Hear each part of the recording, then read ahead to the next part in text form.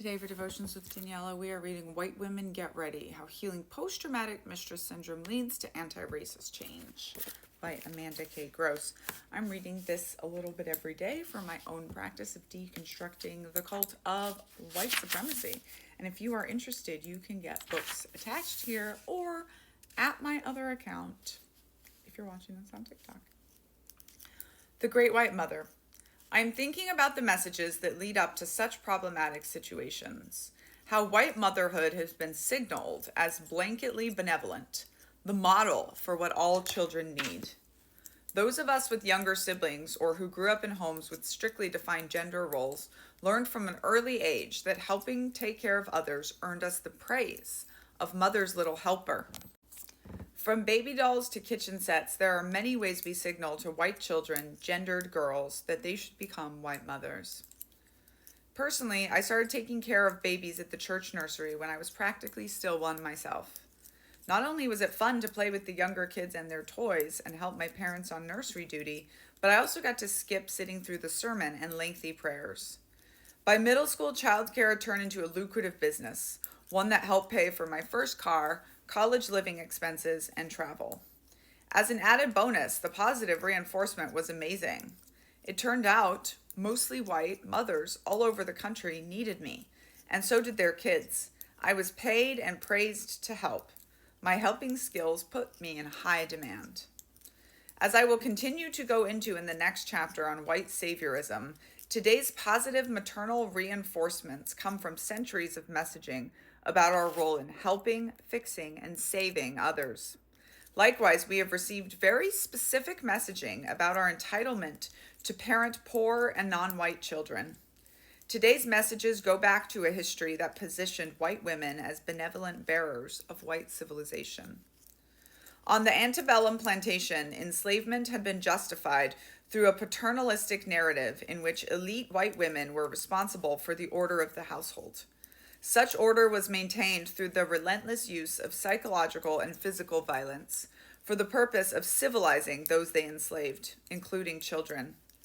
As we touched on in Chapter 4, U.S. chattel slavery stripped the paternal and maternal authority of enslaved parents, relocating it to the master and mistress of the plantation.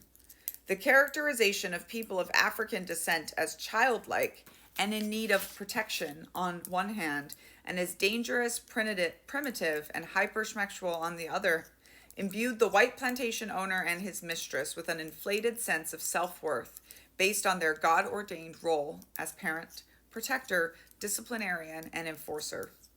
Glimpf describes the civilizing role for white women. This civilizing mission cast enslaved women as the antithesis of civilization, as a standard against which white women and their progress on the road to civilization would be measured.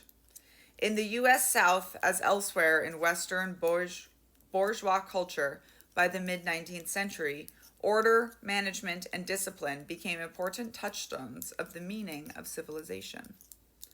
This contrived role as a civilizer, domestic manager, and tough-love disciplinarian set a maternalistic precedent for helping, fixing, and saving in the name of racism. As the U.S. Civil War ended and enslaved people were no longer available to manage, as in the case of elite Southern white women, or save from slavery for those in the North, white women were promoted out of the home and into a more public civilizing role.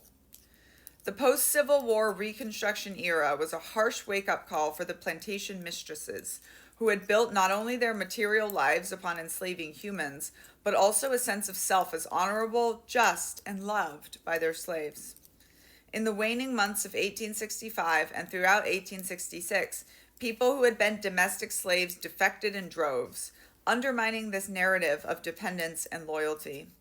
Now, without humans to enslave, and without people who required management, discipline, and Christian direction, what foundational identity did white women have to call upon? Glimpf chronicles one such former mistress, Mrs. Thomas, who, despite emancipation and trying financial times, still defined herself as a mistress. That was her identity, and when the basis for its creation and existence was destroyed, maternalism was all she had left. At the same time as Reconstruction, the suffragist movement gained momentum from white women's newfound access to public spheres and was strengthened by appropriating Abraham Lincoln's white male liberator into one of the white female civilizer. This included white women's role in the forced education of indigenous children through boarding schools and through a descent in droves by northern white women to educate black children in the South. This shift in relocating the role of civilizer to upper-class white women meant a reclamation of the emotional and schmexual traits, i.e. reproductive labor, that had been so devalued by white men in the past. See Chapter 3. As historian Louise Michelle Newman notes, instead of denying that female instincts were inherent to white women, as other suffragists had argued against gender essentialism before, Ora Brashear, a white woman suffragist, and others responded that feminine qualities ought to be more highly valued for their centrality to the white race and to U.S. society as a whole in its competition for international status and power. During this era, the term Great Mother, referencing Queen Victoria, was invoked within the parlance of treaty negotiations between Great Britain and First Nations people in current-day Canada. Similar to Great White Father references stateside, this relational styling signaled to Indigenous people that there had been created an irrevocable, perpetual familial relationship with the British Crown, based on concepts, principles, and laws defined in Cree as Wak-ho-towen, good relationships.